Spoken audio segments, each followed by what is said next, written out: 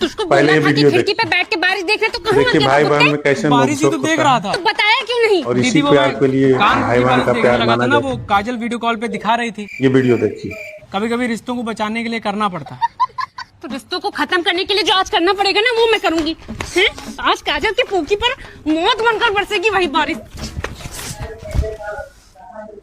दीदी मैं छोटा हूँ, मैं जब सहता हूँ इसका मतलब ये नहीं कि जब जाओगी जहां जाओगी मुझे मारोगी।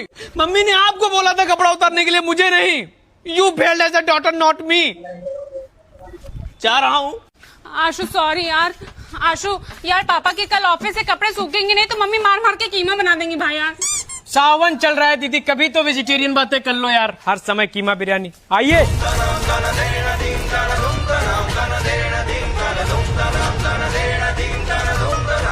जल्दी। आशु दूध बंद कर देना यार। बड़ा मस्त प्यार है भाई, अभी उबला नहीं, जल्दी करो जल्दी करो। बहुत अच्छा लगता है।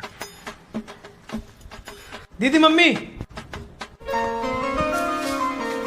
अरे मम्मी दूध जल रहा है क्या? नहीं तो गैस तो धीरे। और इसी बीच में माँ का आ जाना देखिए। We're in the Big Apple. It's New York City. It is अब Long तुम लोगों को Island. पिता का प्यार माँ के द्वारा मिलेगा। And coming up, बस शुरू हो गया। office.